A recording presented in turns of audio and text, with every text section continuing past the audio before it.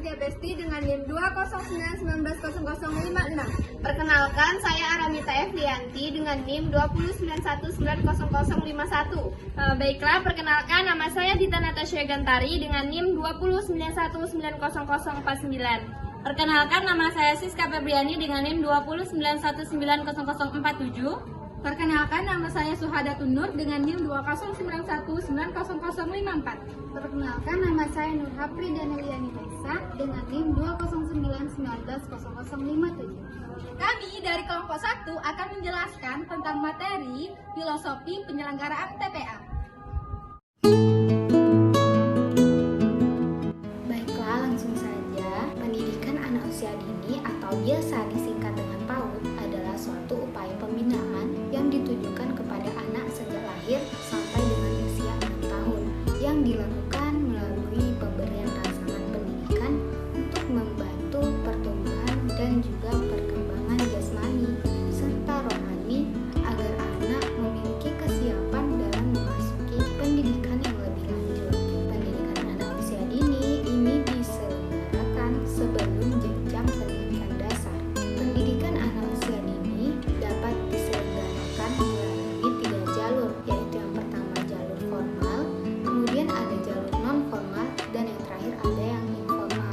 Formal ini berupa seperti TK atau taman kanak-kanak, kemudian ada RA atau Radiatul Atfal dan sederajatnya, kemudian sedangkan yang PAUD non formal itu berbentuk kelompok bermain atau KB, taman penitipan anak, serta bentuk lain yang sederajat. Nah, di sini kita akan fokus kepada materi tentang taman penitipan anak. TPA atau taman penitipan anak merupakan salah satu bentuk PAUD pada jalur pendidikan non formal yang menyelenggarakan program pendidikan sekaligus pengasuhan dan kesejahteraan sosial terhadap anak mulai dari sejak lahir sampai dengan usia 6 tahun. Tujuan layanan program TPA adalah yang pertama itu diharapkan dapat memberikan layanan kepada anak usia dari 0 sampai 6 tahun yang terpaksa ditinggal oleh orang tua karena pekerjaan atau halangan lainnya. Kemudian tujuan lain yaitu memberikan layanan yang terkait dengan pemenuhan hak-hak anak untuk tumbuh dan berkembang, mendapatkan perlindungan dan kasih sayang, serta hak untuk berpartisipasi dalam lingkungan sosialnya. Baiklah, selanjutnya saya akan menjelaskan materi yang selanjutnya, yaitu pengelompokan usia. Kegiatan pengasuhan dan bermain di TPA dilakukan dengan cara dikelompokkan berdasarkan usia dengan pengelompokan sebagai berikut. Yang pertama, kelompok usia 3 bulan kurang dari 2 tahun. Yang kedua, kelompok usia 2 tahun kurang dari 4 tahun. Dan yang ketiga, kelompokan usia 4 tahun kurang dari 6 tahun. Prinsip umum pendidikan anak usia dini. Pendidikan anak usia dini yang diterapkan dalam program TPA didasarkan atas prinsip-prinsip sebagai berikut. Yang pertama, berorientasi pada kebutuhan anak. Yang kedua, sesuai dengan perkembangan anak. Yang ketiga, sesuai dengan keunikan setiap individu. Yang keempat, kegiatan belajar dilakukan melalui bermain.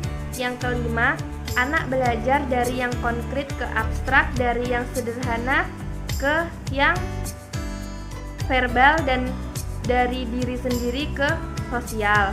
Yang keenam, anak sebagai pembelajar yang aktif.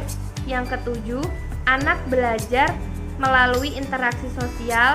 Yang kedelapan, menyediakan lingkungan yang mendukung proses belajar. 9. Merangsang munculnya kreativitas dan inovatif. 10. Mengembangkan kecakapan hidup anak. 11. Menggunakan berbagai sumber dan media belajar yang ada di lingkungan sekitar. 12. Anak belajar sesuai dengan kondisi sosial budayanya. 13. Melibatkan peran serta orang tua yang bekerja sama dengan para pendidik di lembaga PAUD. Dan yang terakhir, simulasi pendidikan bersifat menyeluruh yang mencakup semua aspek perkembangan. Baiklah, selanjutnya di sini saya akan menjelaskan materi mengenai prinsip-prinsip TPA. Yang pertama itu ada berorientasi pada kebutuhan anak. Pada dasarnya, setiap anak memiliki kebutuhan dasar yang sama, seperti kebutuhan fisik, rasa aman, dihargai, tidak dibeda-bedakan, bersosialisasi, dan kebutuhan untuk diakui. Anak tidak bisa belajar dengan baik apabila dia lapar, merasa tidak aman atau takut, lingkungan tidak sehat, tidak dihargai atau diacuhkan oleh pendidik atau temannya. Hukuman dan pujian tidak termasuk bagian dari kebutuhan anak. Karenanya, pendidik tidak menggunakan keduanya untuk mendisiplinkan atau menguatkan usaha yang ditunjukkan anak.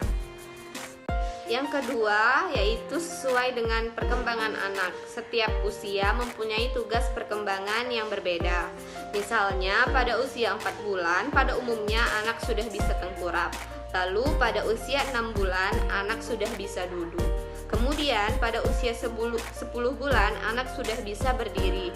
Dan pada usia 1 tahun, anak sudah bisa berjalan.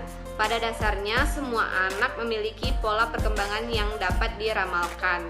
Misalnya, anak akan bisa berjalan setelah berdiri.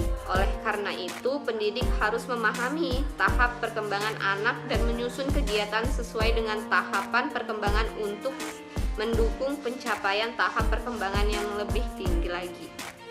Baiklah, di sini saya akan menjelaskan materi yang selanjutnya, yaitu yang ketiga, sesuai dengan keunikan setiap individu. Nah, di sini anak merupakan individu yang unik. Nah, masing-masing itu mempunyai gaya belajar yang berbeda-beda. Nah, ada yang lebih mudah belajar dengan mendengarkan atau auditori. Ada juga yang dengan melihat atau visual, dan ada juga yang harus dengan bergerak atau kinestetik. Nah, anak juga memiliki minat yang berbeda-beda terhadap alat dan bahan yang dipelajari atau digunakan. Nah, dan juga mempunyai temperamen yang berbeda, bahasa yang berbeda, cara merespon lingkungan, serta kebiasaan yang berbeda.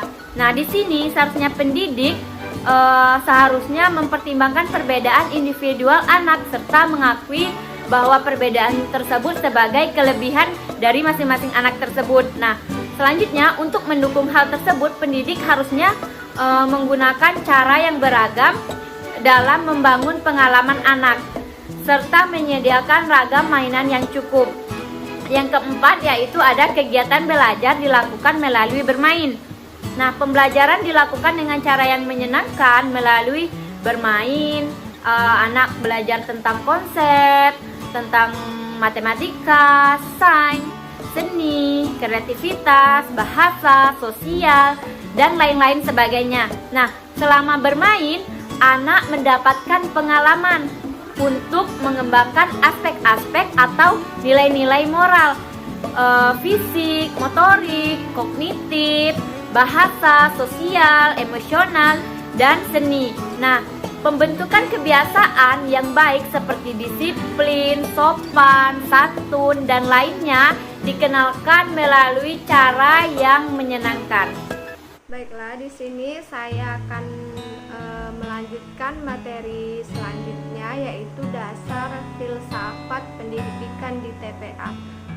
Untuk mendukung mewujudkan anak usia dini yang berkualitas, maju, mandiri, demokrasi, dan berprestasi, maka filsafat pendidikan di TPA dapat dirumuskan menjadi 4. Yang pertama itu tempa, asah, asi, dan asuh. Berikut penjelasan dari tempa. Tempa yang dimaksud dengan tempa adalah untuk mewujudkan kualitas fisik anak usia dini melalui upaya pemeliharaan kesehatan, peningkatan mutu gizi, kesehatan olahraga yang teratur dan terukur, serta aktivitas jasmani sehingga anak memiliki fisik kuat, lincah, daya tahan, dan disiplin tinggi. Yang kedua itu asah. Asah berarti memberikan dukungan kepada anak untuk dapat belajar melalui bermain agar memiliki pengalaman yang berguna dalam mengembangkan seluruh potensinya. Kegiatan bermain yang bermakna, menarik, dan merangsang imajinasi kreatif anak untuk melakukan mengeksplorasi, memanipulasi, dan menemukan inovasi sesuai dengan minat dan gaya belajar anak. Baiklah, saya akan melanjutkan penjelasan dari materi sebelumnya, yaitu yang ketiga ada ASI. Nah, ASI ini pada dasarnya merupakan penjaminan pemenuhan kebutuhan anak untuk mendapatkan perlindungan dari pengaruh yang dapat merugikan pertumbuhan dan perkembangan anak. Misalnya perlakuan kasar, penganiayaan fisik, dan juga penganiayaan mental, dan eksploitasi anak. Nah, selanjutnya itu yang keempat ada asuh. Melalui pembiasaan yang dilakukan secara konsisten untuk membentuk perilaku dan kualitas kepribadian dan jati diri anak, ini ada dalam beberapa hal. Yang pertama itu A. Integritas, iman, dan takwa. Yang B itu ada patriotisme, nasionalisme, dan kepeloporan. Yang C ada rasa tanggung jawab, jiwa kesatria, dan sportivitas. Dan yang D itu ada jiwa kebersamaan, demokratis, dan tahan uji. Baiklah, itu saja penjelasan materi dari kami. Kami akhiri. Wassalamualaikum